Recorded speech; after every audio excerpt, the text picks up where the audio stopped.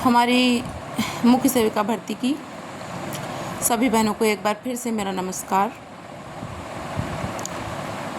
वैसे तो कहने और सुनने को अब कुछ बचा ही नहीं है, क्योंकि अब जो समय चल रहा है हम लोग का, उस पर हम लोग की जो भावनाओं पर जो हम लोग नियंत्रण इतने दिनों से कर रहे थे, वो अब हम लोग का नियंत्रण जवाब दे रहा है। क्योंकि अब हम लोग के अंदर बहुत सारा दुख, बहुत सारा गुस्सा और जो बहुत सारा धैर्य है, वो सब अब जवाब देने लगा है। और कोई तरीका हम लोग को मिल नहीं रहा है कि हम लोग किससे जाके कहें। और जब स्टे लगा था हमारी भर्ती पर, तो जो हमारा आयोग है उसमें सचिव सर के पास एक बहुत अच्छी सी बात थी कि आप जब स्टे हट जाएगा तब आयोग का काम शुरू होगा, उससे पहले आयोग कुछ भी नहीं कर सकता है। तो उस समय हमारा जो मुख्य सेविका भर्ती थी वो 2 गुटों में बट गई थी। एक गुट में जो है लड़कियां धरने पर विश्वास कर रही थी और एक गुट में लड़कियां स्टे हटवाने पर भरोसा कर रही थी।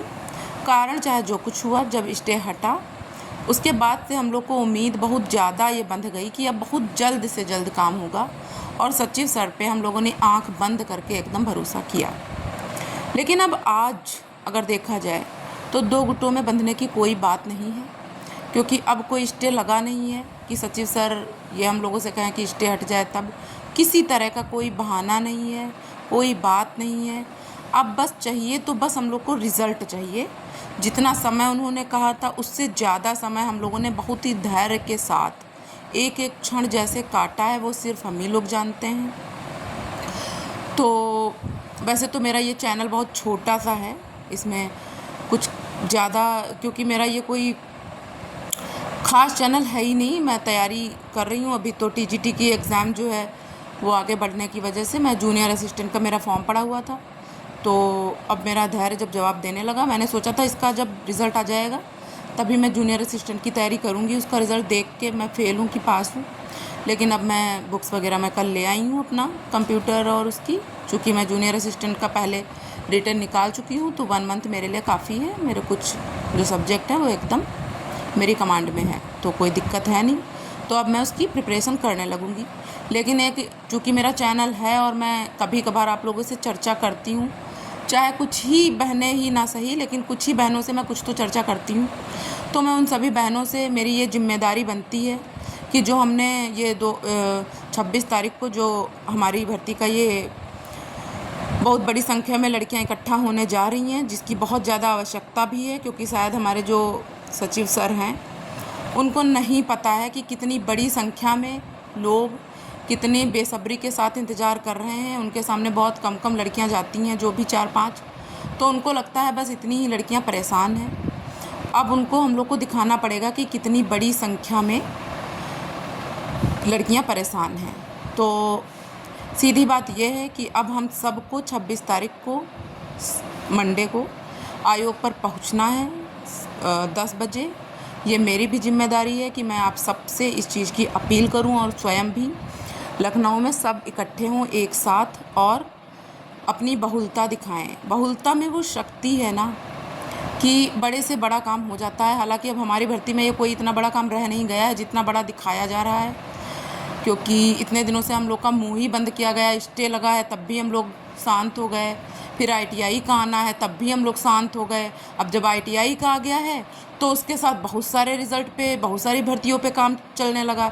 अब क्यों नहीं केवल हमारी भर्ती पर काम चल जाता। बहुत सारी बातों के जवाब हैं जो अब देना पड़ेगा आयोग को। तो मैं आप सबसे कहती हूँ कि ज़्यादा से ज़्यादा संख्या में हम सब पहुँचें 26 तारीख को।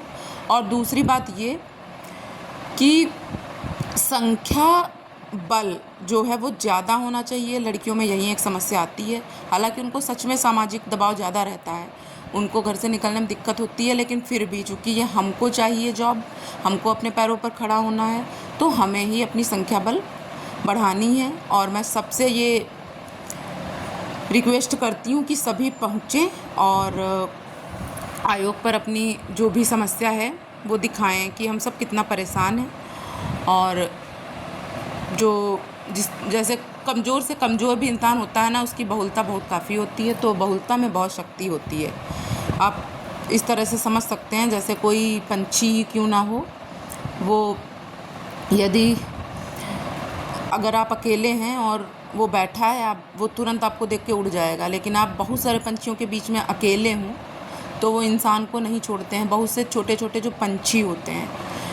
तो इसी तरह से बहुलता जो होती है उसमें बहुत शक्ति होती है। तो मैं यही कहूँगी कि संख्या बल ज़्यादा से ज़्यादा होना चाहिए।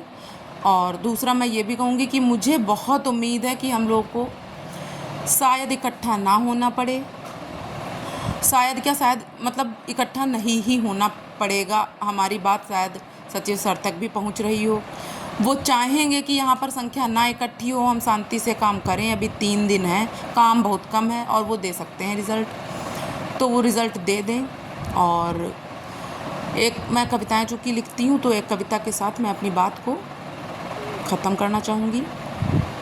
लम्हा लम्हा बीत रहा है, कोई हार तो कोई जीत रहा है, कोई हर लम्हे को अपना बना लेता तो कोई अपने हर लम्हे से भाग रहा है। लम्हा लम्हा बीत रहा है, कोई हर लम्हे को हंस के बिता देता तो कोई हर लम्हे में रो रहा है। लम्हा लम्हा बीत रहा है, कोई हार तो कोई जीत रहा है। आओ हाथ बढ़ाएं और एक साथ बने, सबके लम्हे अपने हों, ऐसी कोई एक बात बने। आओ सबके लम्हे का एक नाम धरें, आओ ऐसा कोई एक काम करें कि हर हारने वाला जीत जाए और उसका भी हर लम्हा हंसते हंसते बीत जाए। धन्यवाद।